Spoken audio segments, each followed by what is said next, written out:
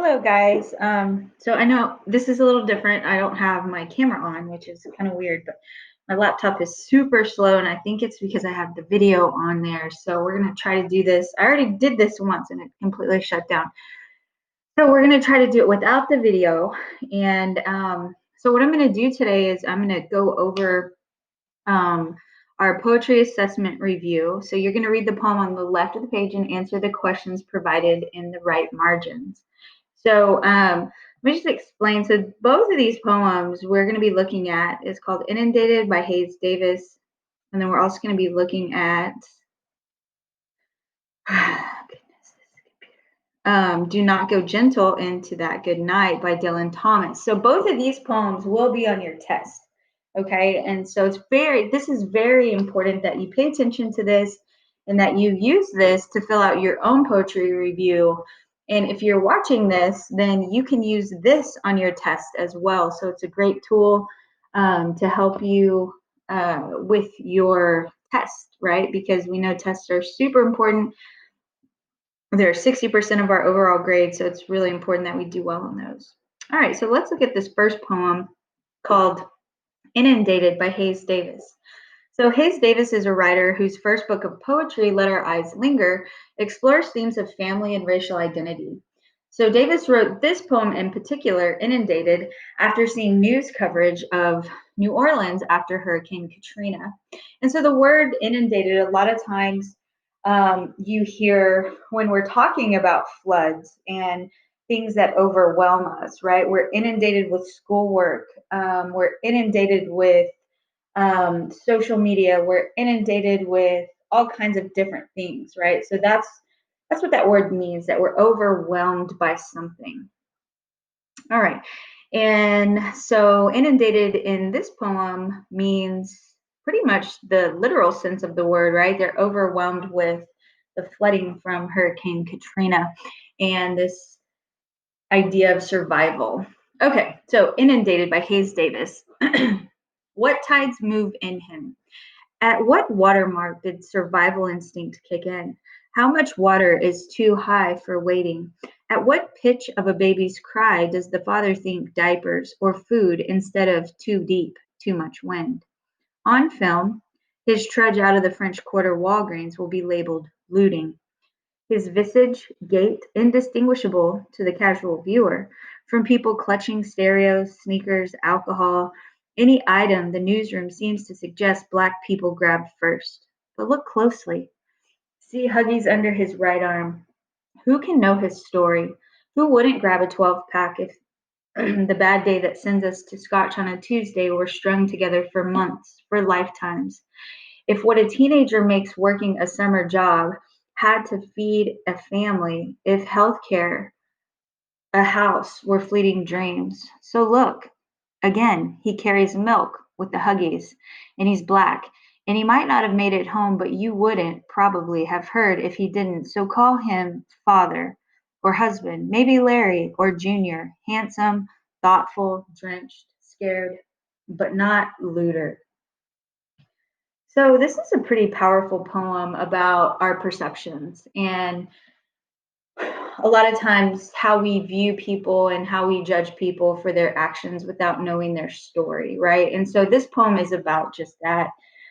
It is wrong for us to judge the actions of people when they are just trying to survive, right? And one line that really hit home on that idea was lines 13 and 14, where it says, who could know his story, right? Because we don't know his story. All we know is what we see on TV. And so I think that the speaker in this poem is just trying to highlight that, we don't know the struggles of this person, and we shouldn't judge um, on what we see, right? And so that's what the poem is about. So number two, it says in line one, the poem states, what tides move in him? What could these tides be referring to? So then you would highlight the evidence from the poem to support your answer. So in my opinion, okay, the tides are referring to what are his motivations for his actions, right? What's causing him to go into a Walgreens in the French Quarter and take diapers and take milk, right? So what is it that is motivating him to action? And I think a great line to highlight that would be where he says, "What tides move in him? At what watermark did survival instinct kick in?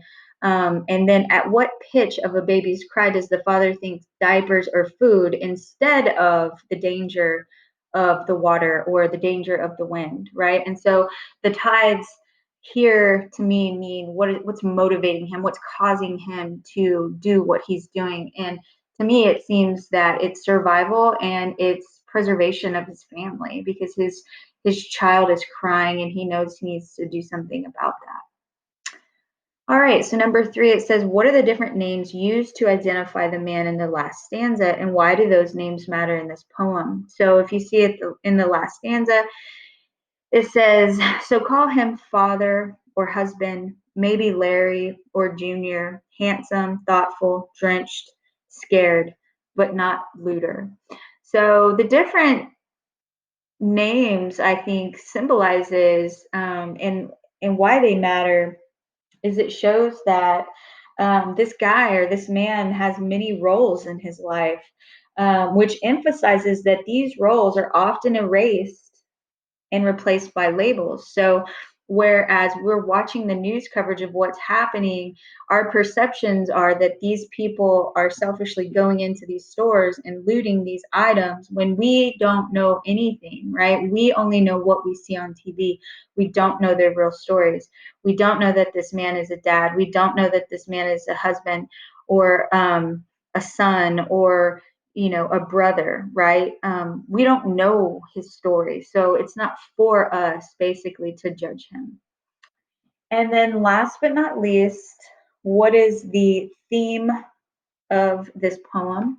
And so to me, it's survival. It's doing what you have to do to survive and to help your family survive in a situation that you're not prepared for.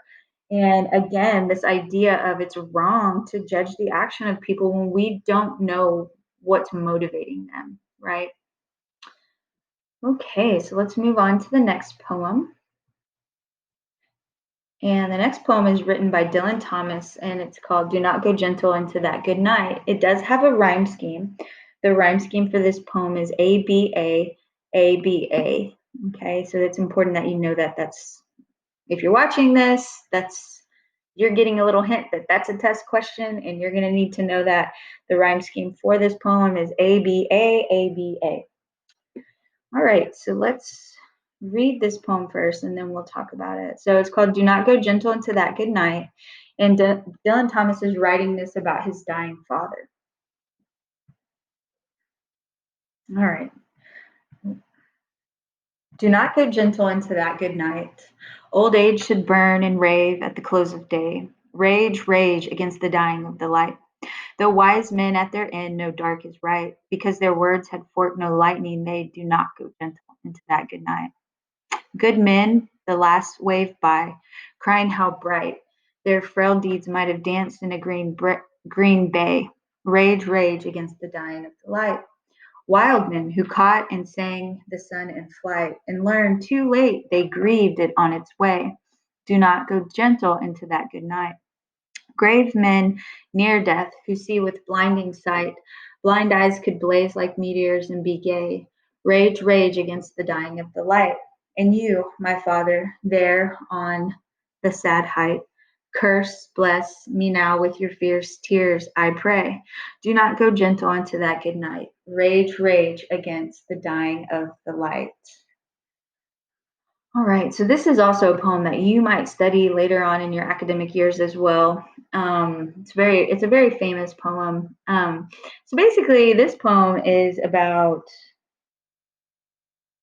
this idea that life is precious and it should be fought for when facing its end, right? Because he's telling them, look, all these men fight against the dying of the light or their death.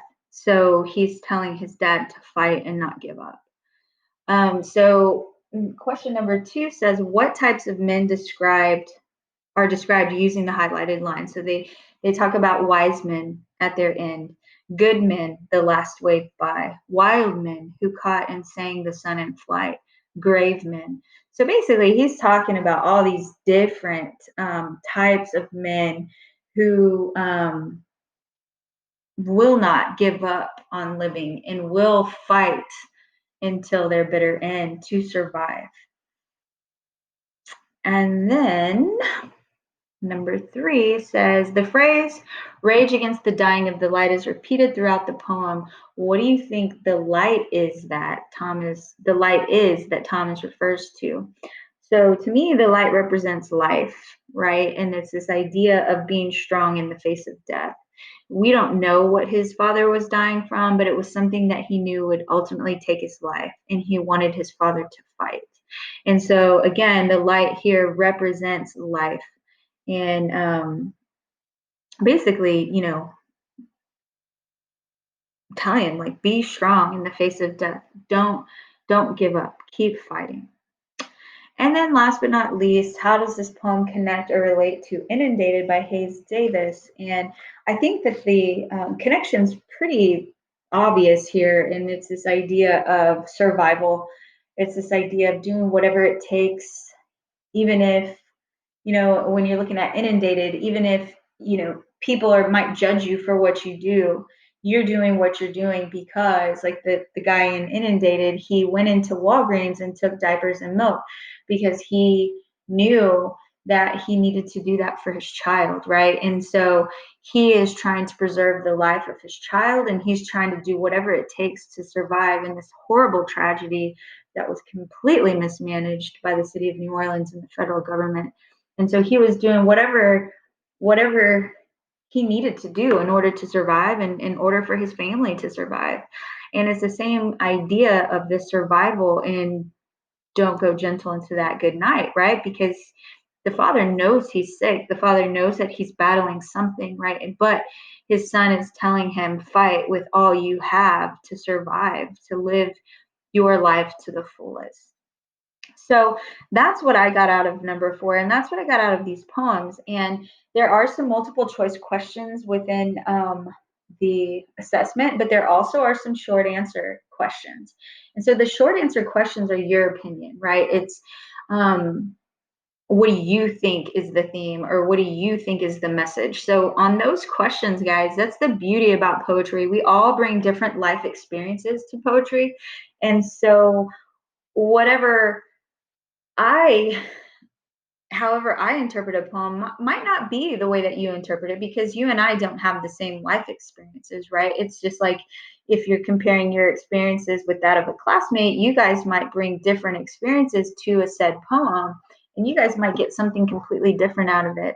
So that's the beauty of it, is that you can't be wrong. The only thing that you need to do is back it up, right? Prove it by providing text evidence, which is what you're going to have to do in the test. And as long as you do that, guys, there's really no wrong answers unless you are like off in left field, not talking about anything having to do with the poem. Okay, so I hope this. I know it was weird because I'm just talking and you can't see my face, but I hope this was helpful to you. Again, you can use this on your test. You can use this video on your test, and you can use this video to help you answer your review. Whenever you start it tomorrow. I mean, today. Well, I'm making this on Martin Luther King Day. So, anyways. All right, guys. Well, I appreciate you listening. Bye.